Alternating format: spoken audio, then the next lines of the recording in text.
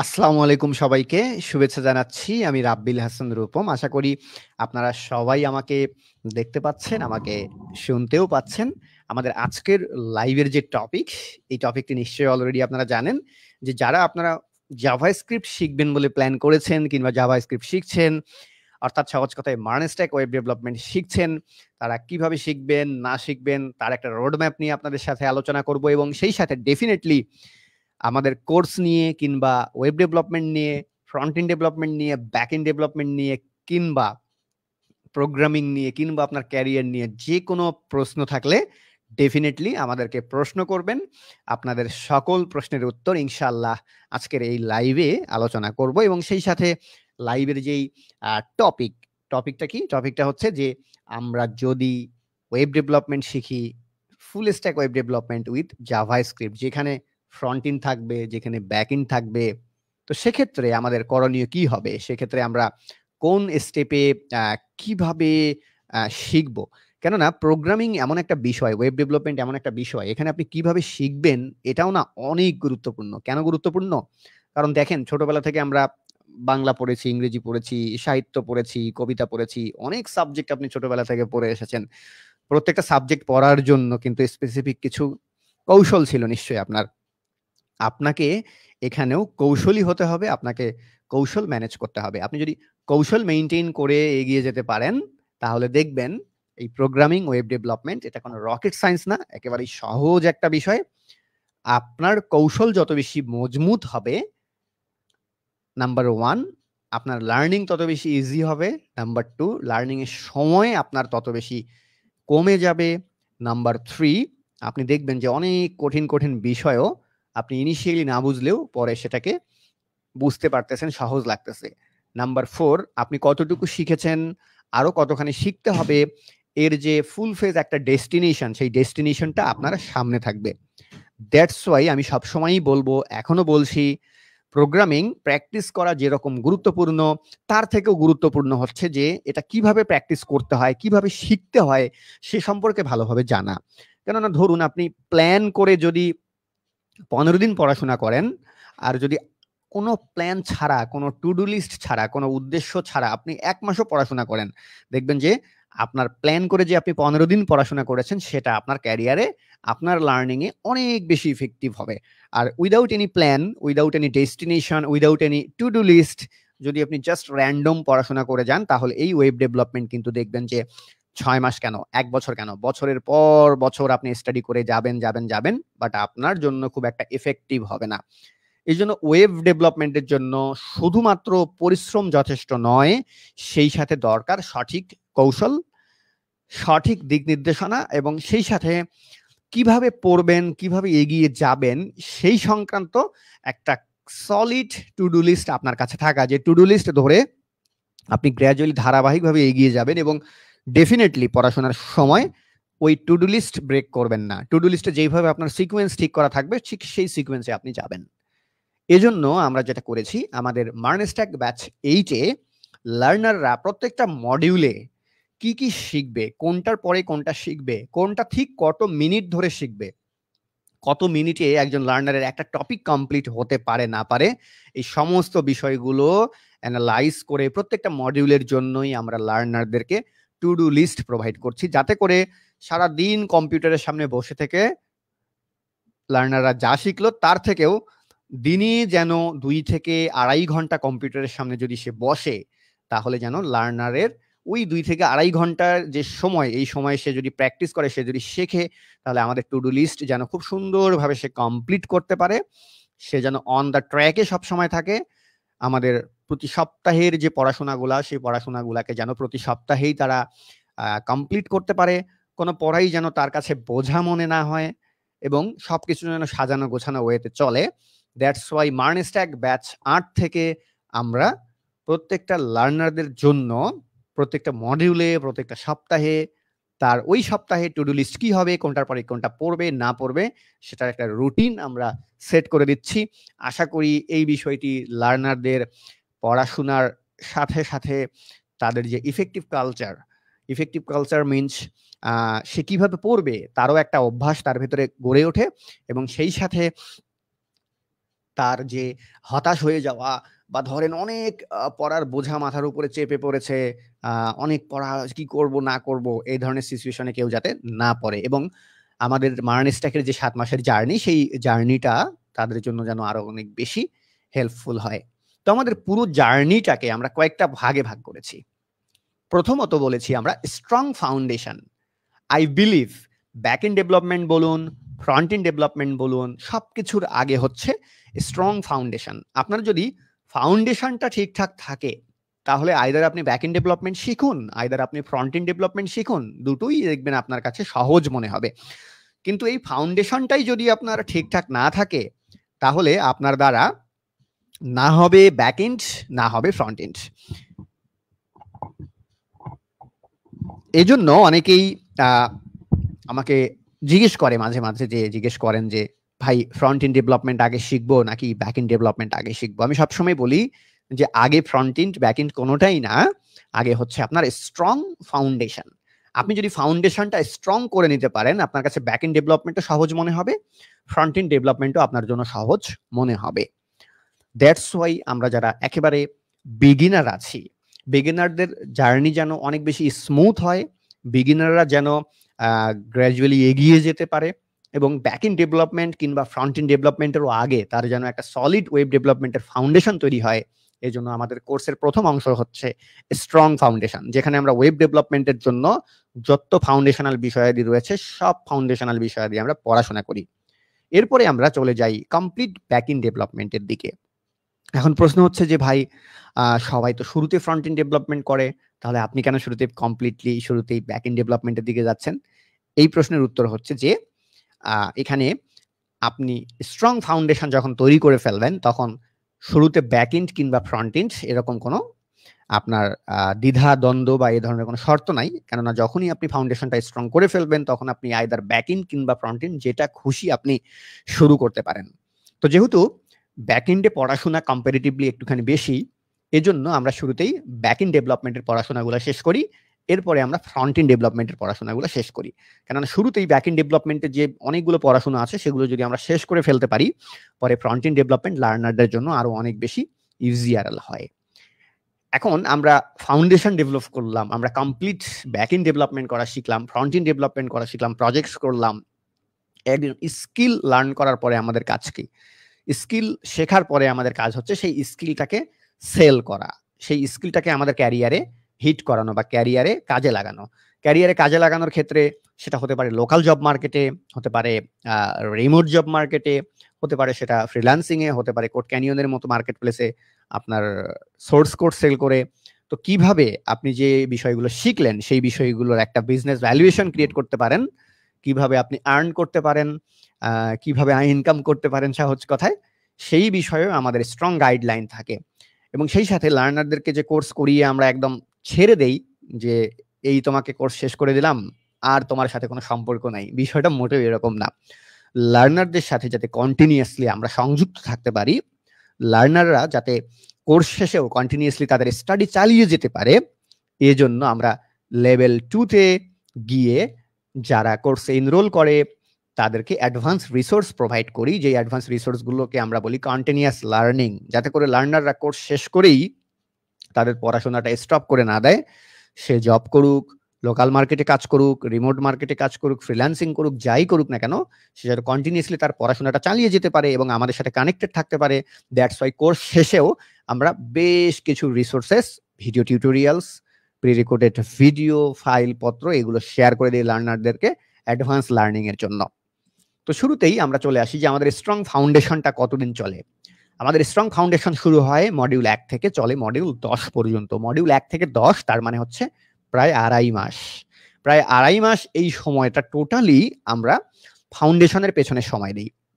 Foundation means এই জায়গাতে আমরা শিখি যে ওয়েব কি, ওয়েব অ্যাপ্লিকেশন কি, ওয়েব অ্যাপ্লিকেশনের আর্কিটেকচারাল বিষয়াদি কি, ওয়েব ডেভেলপমেন্ট যখন আপনি শুরু করছেন, শুরু করার আগে নিশ্চয়ই ওয়েব কি, সার্ভার কি, এর যেই স্ট্র্যাটেজিক্যাল বিষয়গুলো রয়েছে সেগুলো শুরুতে আপনার জানা দরকার। সেই সাথে স্ট্রং ফাউন্ডেশনের এই সেকশনে আপনার জানা দরকার HTML, আপনার জানা দরকার CSS, আপনার জানা দরকার রেসপন্সিভ ওয়েব ডিজাইন, আপনার জানা দরকার বুটস্ট্র্যাপ, আপনার এই অংশে জানা দরকার গিটহাব, কিভাবে আপনি কোড মনে রাখবেন, কিভাবে সোর্স কোড ম্যানেজ করবেন, কিভাবে আপনি টিম ওয়ার্ক করবেন, এই বিষয়গুলো জানা দরকার আপনার স্ট্রং ফাউন্ডেশনে। আর যেহেতু এই কোর্সটা ফুল স্ট্যাক জাভাস্ক্রিপ্টের একটা কোর্স, দ্যাটস ওয়াই স্ট্রং ফাউন্ডেশনের এই সেকশনে আমরা জাভাস্ক্রিপ্ট খুব ভালো করে শিখি। জাভাস্ক্রিপ্টের একেবারে বেসিক থেকে শুরু করে, জাভাস্ক্রিপ্টের অবজেক্ট থেকে শুরু করে, অবজেক্ট ওরিয়েন্টেড প্রোগ্রামিং থেকে শুরু করে, ES6 থেকে শুরু করে জাভাস্ক্রিপ্ট অ্যাজাক্স, এসিনক্রোনাস প্রোগ্রামিং। অর্থাৎ স্ট্রং ফাউন্ডেশনে হয় কি আপনার ব্যাক এন্ডও হয় না, ফ্রন্ট এন্ডও হয় না, কেননা তখন আমরা ব্যাক এন্ড ফ্রন্ট এন্ড শুরুই করি না। তখন আমরা করি কি, ওয়েব ডেভেলপমেন্টের জন্য আপনি পরবর্তীতে ফ্রন্ট এন্ড ডেভেলপার হন আর ব্যাক এন্ড ডেভেলপার হন, যাই হন না কেন, শুরুতে যে স্ট্রং ফাউন্ডেশন আপনার দরকার সেটা পড়াশোনা করি আমরা মডিউল 1 থেকে 10 পর্যন্ত। এরপরে মডিউল 11 থেকে 20 পর্যন্ত, অর্থাৎ আরো 2.5 মাস আমরা কমপ্লিট ব্যাক এন্ড ডেভেলপমেন্ট শিখি। কমপ্লিট ব্যাক এন্ড ডেভেলপমেন্ট যখন আমরা শিখি তখন আমরা ব্যাক এন্ডের স্ট্রাকচারাল বিষয়গুলো শিখি, পোস্টম্যান দিয়ে কিভাবে ব্যাক এন্ড টেস্ট করা যায়, সিমুলেশন করা যায় সেগুলো শিখি, আমরা প্রজেক্ট করি, আমরা মঙ্গোডিবি শিখি, মঙ্গোস শিখি, নোড.জেএস শিখি, এক্সপ্রেস.জেএস শিখি। অর্থাৎ জাভাস্ক্রিপ্ট ইকোসিস্টেমে ব্যাক এন্ড ডেভেলপ করার জন্য যা যা লাগে আমরা সবকিছু শিখি মডিউল 11 থেকে 20 মধ্যে। এরপরে আমরা কমপ্লিট ফ্রন্ট এন্ড ডেভেলপমেন্টে চলে যাই মডিউল 21 থেকে 26 মধ্যে। এখন আপনার কাছে মনে হবে যে ভাইয়া ব্যাক এন্ড ডেভেলপমেন্টে মডিউল 10টা, ফ্রন্ট এন্ড ডেভেলপমেন্টে মডিউল এখানে 21 থেকে 26, 5টা কেন? আসলেই তাই। আপনি যখন একটা complete full stack web development করবেন তখন দেখবেন যে ব্যাক এন্ডেই আপনার ডেটাবেস, ব্যাক এন্ডেই আপনার লজিক, আপনার বিজনেস লজিক, আপনার অ্যাপ্লিকেশনের অথেন্টিকেশন, অথরাইজেশন থেকে শুরু করে অ্যাপ্লিকেশনের রিকোয়েস্ট কি হবে, রেসপন্স কি হবে, তার সবকিছুই কিন্তু অ্যাপ্লিকেশনের ব্যাক এন্ড ম্যানেজ করে।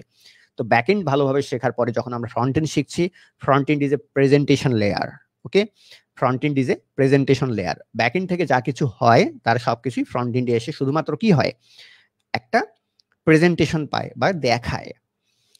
তো ব্যাক এন্ড যখন আমরা শিখি তখন মডিউল 21 থেকে 26, অর্থাৎ এখানেও প্রায় 1.5 মাসের মতো, 1 থেকে 1.5 মাসের মতো সময়। এই সময়টাতে আমরা স্ট্রং ফাউন্ডেশন যখন শিখি তখন তো আমরা HTML শিখি, CSS শিখি, জাভাস্ক্রিপ্ট শিখি। তো ফ্রন্ট এন্ডের অনেক বিষয়াদি আছে স্ট্রং ফাউন্ডেশনের মধ্যে, শেখা হয়ে যায়। এজন্য যখন আবার আমরা শুধু ফ্রন্ট এন্ড শিখি তখন 21 থেকে 26 নাম্বারের এই জায়গাতে অ্যাকচুয়ালি আমরা HTML CSS এগুলো তো আগে থেকে আমাদের শেখা থাকে স্ট্রং ফাউন্ডেশনে। এই জায়গাতে আমরা React.js শিখি।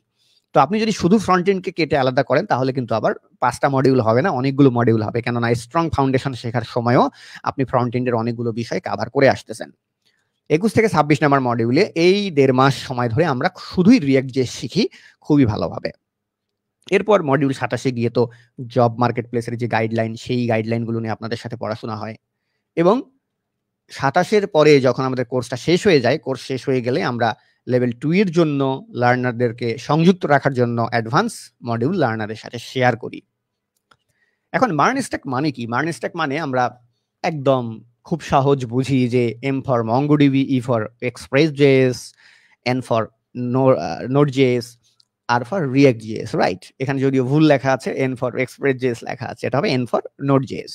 তো খেয়াল করে দেখেন এখানে মার্নস্ট্যাকের ভেতরে যে 4টা বিষয়, সেই 4টা বিষয়ের ভিতরে 3টাই কিন্তু ব্যাকএন্ডের বিষয়। MongoDB is a backend topic, Express.js is a backend topic, Node.js backend topic, only on React.js হচ্ছে এখানে ফ্রন্ট এন্ডের একটা টপিক। তাহলে এখানে যদি আপনি জাস্ট একটা অ্যাজাম্পশন করেন যে 4টা বিষয়ের ভিতরে 3টা বিষয়ই হচ্ছে ব্যাকএন্ডের, একটা বিষয় ফ্রন্ট এন্ডের, তাহলে ডেফিনেটলি এখানে ব্যাকএন্ডের পড়াশোনাটা একটু বেশি হবে।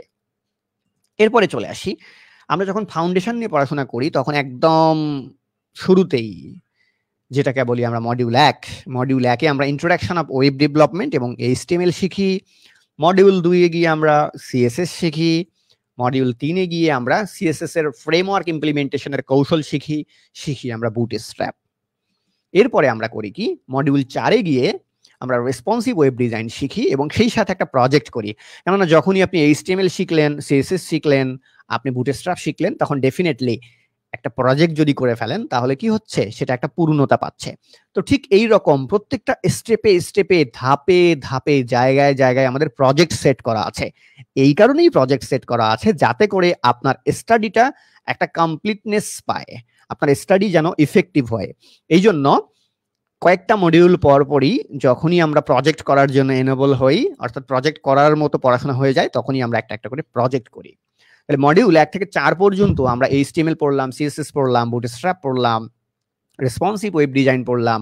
এই বিষয়গুলোর উপরে বেস করে আমরা একটা পোর্টফোলিও ওয়েবসাইট বানাই অ্যাকচুয়ালি মডিউল 4-এ, যেখানে about, home page, profile page, portfolio page, contact page, ছোট ছোট এরকম 6-7টা ওয়েব পেজ মিলিয়ে আমরা একটা রেসপন্সিভ স্ট্যাটিক ওয়েবসাইট তৈরি করি মডিউল 4-এ।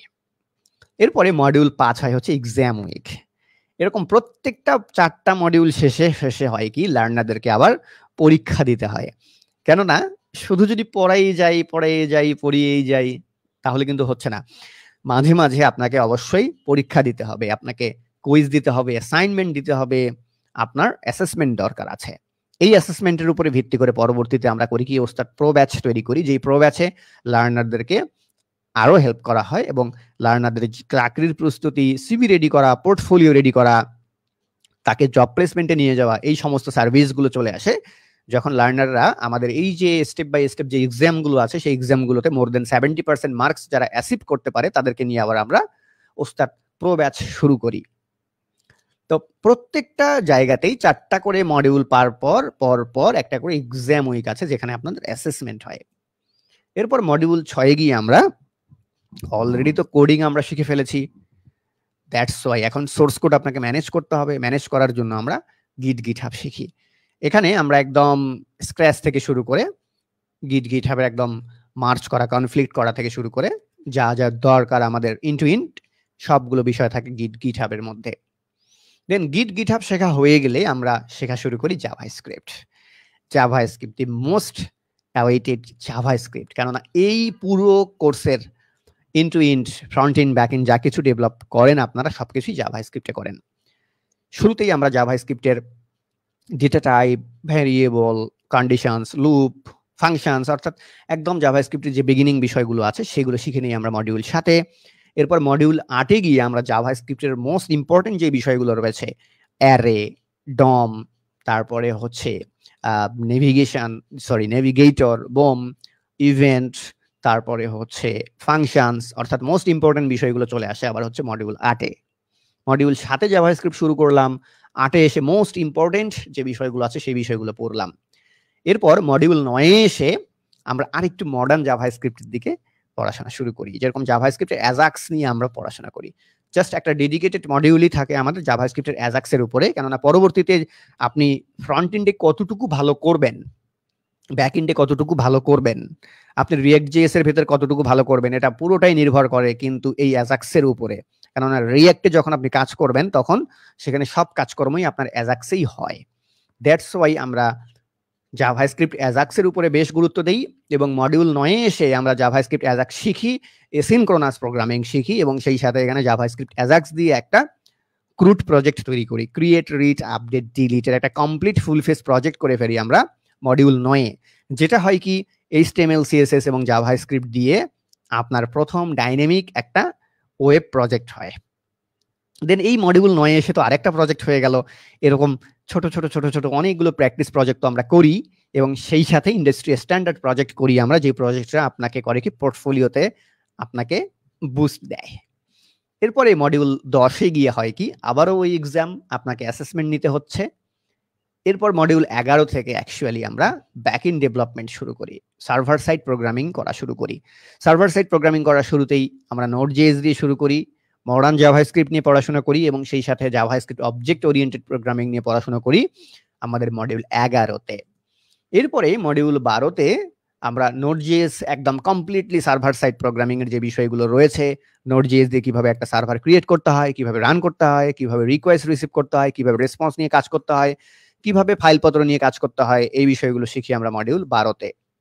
এরপরে নোড.জেএস এর বিষয়গুলো পড়া হয়ে গেলে আমরা নোড.জেএস এর যে ফ্রেমওয়ার্ক আছে এক্সপ্রেস.জেএস অনেক অনেক অনেক অনেক সহজ। আমি আবারও বলছি, এক্সপ্রেস.জেএস কিন্তু খুবই সহজ, একেবারে মিনিমালিস্টিক একটা সহজ ফ্রেমওয়ার্ক হচ্ছে নোড.জেএস এর এক্সপ্রেস.জেএস। সো এক্সপ্রেস.জেএস নিয়ে আসলে ভয় পাওয়ার কিছু নাই, এক্সপ্রেস.জেএস হচ্ছে সব থেকে সহজ। আমরা এক্সপ্রেস.জেএস সার্ভার সাইড প্রোগ্রামিং শেখা শুরু করি মডিউল 13-তে। মডিউল 13-তে এসে আমরা শুরুতেই এক্সপ্রেস.জেএস এর যে স্ট্রাকচারাল বিষয়গুলো আছে, এখানে কি কি লাইব্রেরিজ দরকার হয়, এখানে কিভাবে কন্ট্রোলার কাজ করে, কিভাবে রাউট কাজ করে, এই বিষয়গুলো শিখি, কিভাবে রিকোয়েস্ট কাজ করে, কিভাবে রেসপন্স কাজ করে। এরপরে মডিউল 14-তে এসে আমরা ওয়েব ব্যাকএন্ড আর্কিটেকচার এবং প্যাকেজ নিয়ে পড়াশোনা করি।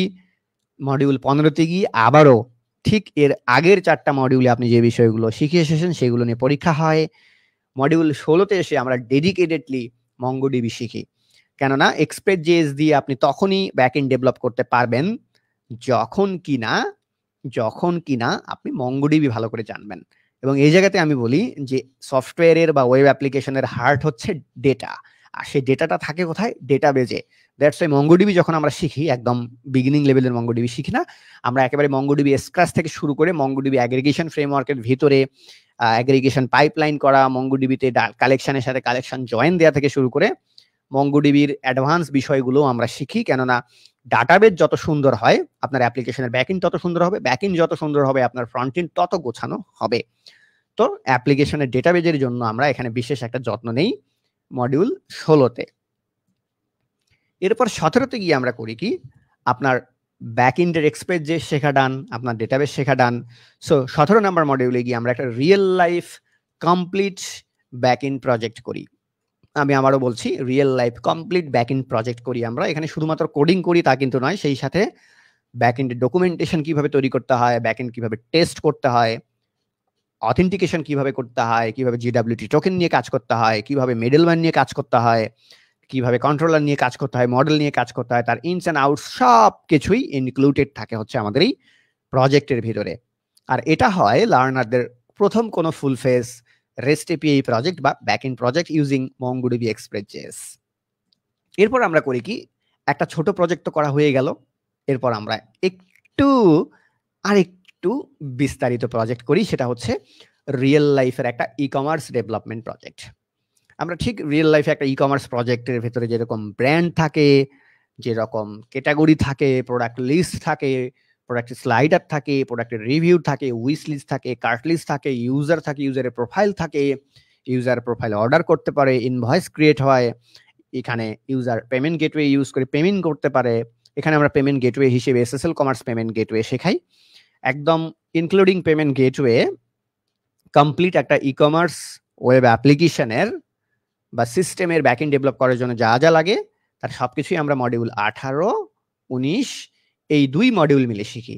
অর্থাৎ ই-কমার্সের প্রজেক্টটা যেহেতু একটু বড় প্রজেক্ট, সেহেতু এই প্রজেক্টটা আমরা মডিউল 18তে করি, আবার 19এও করি। এই 2 মডিউল মিলে আমরা একটা কমপ্লিট ই-কমার্স প্রজেক্টের ব্যাকএন্ড ডেভেলপ করি।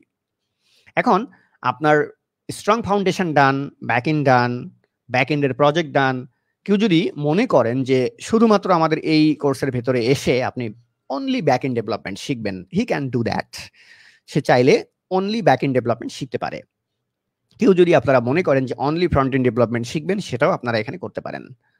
তো আমরা ব্যাকএন্ডে এখানে বেশি গুরুত্ব দেই, এবং ব্যাকএন্ড ডেভেলপমেন্ট, ব্যাকএন্ড শেখার জন্য আপনি বলতে পারেন দিস ইজ ইওর, আমি বলবো যে একটা কমপ্লিট ডেস্টিনেশন, যেখানে ব্যাকএন্ডের একেবারে স্ক্র্যাচ থেকে শুরু করে, ডেভেলপমেন্ট থেকে শুরু করে আমরা এর টেস্টিং পর্যন্ত আলোচনা করি। এর ছাড়া আপনাদের ব্যাকএন্ডের পার্ট যখন শেষ হয়ে যায়, তারপরে আমরা শুরু করি ফ্রন্ট এন্ড ডেভেলপমেন্টের কাজ। এন্ড ফ্রন্ট এন্ড ডেভেলপ করার আগে তো আপনাকে ফ্রন্ট এন্ড শিখতে হবে। ফ্রন্ট এন্ডে আমরা React.js শিখি। তো অলরেডি যেহেতু আপনারা ফাউন্ডেশনে HTML, CSS, জাভাস্ক্রিপ্ট অনেক বিষয়াদি বুঝে আসেন, শিখে আসেন, সেহেতু এরপরে ফ্রন্ট এন্ড ডেভেলপমেন্ট শেখা দেখা যায় আপনাদের জন্য অনেক বেশি ইজি হয়ে যায়।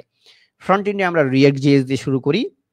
React.js শেখার পরে আমরা React.js এর যে গুরুত্বপূর্ণ বিষয়গুলো রয়েছে, হুক নিয়ে কাজ করা, API কল করা, রাউটিং নিয়ে কাজ করা, সেই বিষয়গুলো শিখি আমরা মডিউল 22-এ এসে। এরপরে মডিউল 23-এ এসে আমরা React.js শেখার পরে React.js দিয়ে একটা প্র্যাকটিস প্রজেক্ট করি। এখানে আমরা দুটো প্র্যাকটিস প্রজেক্ট করি React দিয়ে। একটা React.js এর দিয়ে আমরা একটা ব্লগ অ্যাপ্লিকেশন ক্রিয়েট করি, এবং React.js দিয়ে একটা প্রোডাক্ট কার্ট লিস্ট প্রজেক্ট করি। এই দুটো প্রজেক্ট করার মাধ্যমে React.js এর ফ্রন্ট এন্ডে আমাদের দেখা যাচ্ছে যে কনফিউশনগুলো আরো ক্লিয়ার হয়ে যায়। এরপরে React.js দিয়ে প্রজেক্ট করা হয়ে গেলে আমরা ওই যে মনে আছে নিশ্চয়ই আপনাদের যে আমরা ব্যাকএন্ড ডেভেলপ করেছিলাম কি দিয়ে? Express.js MongoDB দিয়ে। যেই ব্যাকএন্ড ডেভেলপ করেছিলাম সেই ব্যাকএন্ডেরই আবার আমরা ফ্রন্ট এন্ড ডেভেলপ করি মডিউল 24 এবং মডিউল 25-এ গিয়ে। মডিউল 24-এ গিয়ে আমরা React.js ব্যবহার করে কমপ্লিটলি একটা ই-কমার্স ওয়েব অ্যাপ্লিকেশনের ফ্রন্ট এন্ড ডেভেলপমেন্ট করি। একইভাবে সেম বিষয়টাই আমরা মডিউল 25-এ করি। কেননা যখনই আপনি একটা ই-কমার্সের ব্যাকএন্ড ডেভেলপ করছেন, ব্যাকএন্ডের ফ্রন্ট এন্ড ডেভেলপ করছেন, তখন নিশ্চয়ই এক সপ্তাহে সেটা কমপ্লিট হবে না। আমরা ঠিক 15 দিন, পুরো 15 দিন ধরে একটা ই-কমার্সের অ্যাপ্লিকেশনে ব্যাকএন্ড ডেভেলপ করি এন্ড টু এন্ড, আবার 15 দিন ধরে ওই ব্যাকএন্ডেরই ফ্রন্ট এন্ড ডেভেলপ করি। অর্থাৎ এখানে আমাদের ই কমার্স প্রজেক্টের পুরো একটা সময় যদি হিসাব করা হয়, পুরো সময়টা হচ্ছে 1 মাস। পুরো 1 মাস সময় ধরে আপনি একটা complete e commerce project develop করছেন। আর এখানে শুধুমাত্র প্রজেক্ট ডেভেলপ করাই কিন্তু শেষ কথা নয়। প্রজেক্ট ডেভেলপ করা বা প্রজেক্ট করার উদ্দেশ্য হচ্ছে আপনাদেরকে শেখানো। আপনি যখন প্রজেক্ট করে করে করে করে করে করে শিখবেন, তখন দেখবেন আপনার শেখাটা আরো বেশি এফেক্টিভ হবে এবং আরো বেশি কার্যকরী একটা লার্নিং আপনার হবে।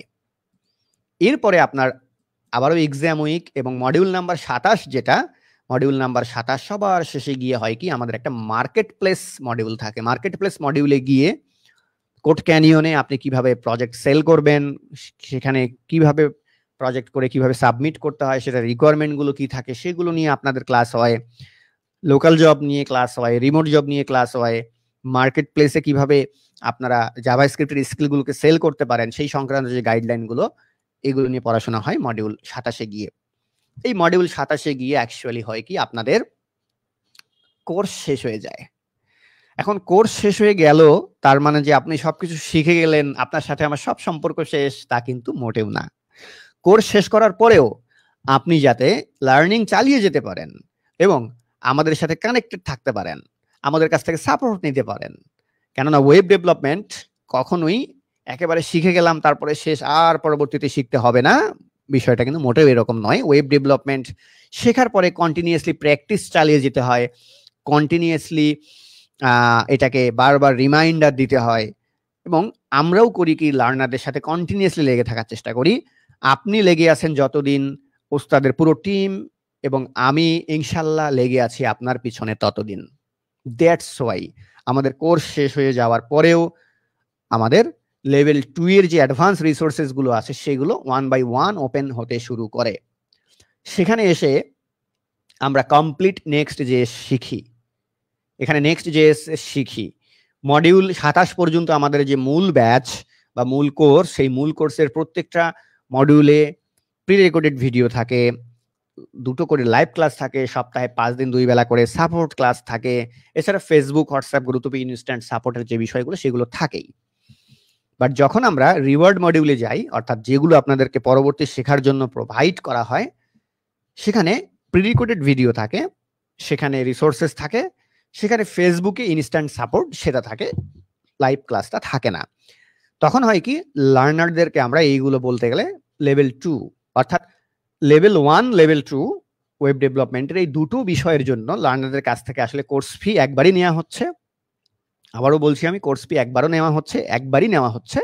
লেভেল 2 এর জন্য অ্যাকচুয়ালি এখানে কোনো এক্সট্রা করে লার্নারদের কাছ থেকে কোর্স ফি নেওয়া হচ্ছে না, বরং লেভেল 2 তে গিয়ে যে লার্নার আরো অ্যাডভান্স বিষয়গুলো শিখবে, নেক্সট জেএস শিখবে, টেলউইন্ড সিএসএস শিখবে, নেক্সট জেএস দিয়ে প্রজেক্ট করবে, এই লেভেল 2 এর জন্য আলাদা করে কোনো কোর্সে বা আলাদা করে কোনো ব্যাচে ভর্তি হওয়ার প্রয়োজন নেই।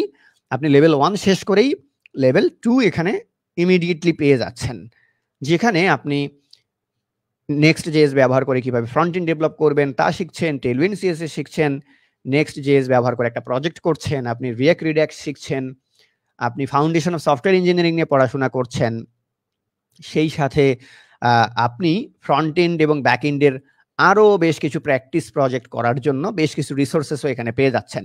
এছাড়া আমাদের এই এআই এর যুগে নিশ্চয়ই প্রম্পট ইঞ্জিনিয়ারিং খুবই গুরুত্বপূর্ণ বিষয়, এজন্য অ্যাডভান্স লার্নিং এ গিয়ে আপনি প্রম্পট ইঞ্জিনিয়ারিং নিয়ে পড়াশোনা করছেন, সেই সাথে এখানে একটা ফুল স্ট্যাক বিজনেস টেবিল তৈরি করছেন, বিজনেস টেবিল প্রজেক্ট ডেভেলপ করছেন, কিভাবে ওপেন সোর্স কন্ট্রিবিউশন করা যায়, কমিউনিটিতে কিভাবে ওপেন সোর্স কন্ট্রিবিউশন করা যায়, কিভাবে নোড.জেএস এর প্যাকেজ ডেভেলপ করে ওপেন সোর্স কমিউনিটির সাথে যুক্ত হয়ে যাওয়া যায়, এর জন্য আপনি নোড.জেএস প্যাকেজ ডেভেলপমেন্ট শিখছেন, একটা full stack task manager project করছেন, আপনি এখানে একটা full stack inventory management project করছেন, এবং সেই সাথে কেউ যদি ফুল স্ট্যাক মার্ন স্ট্যাকের প্রজেক্ট করেন, সেক্ষেত্রে মার্নের অ্যাডভান্স যে আর্কিটেকচারাল বিষয়গুলো আছে, সেই আর্কিটেকচারাল বিষয়গুলোরও নোটস গাইডলাইন্স আপনাদের সাথে যুক্ত থাকছে আমাদের এই পুরো মার্ন স্ট্যাকের জার্নিতে।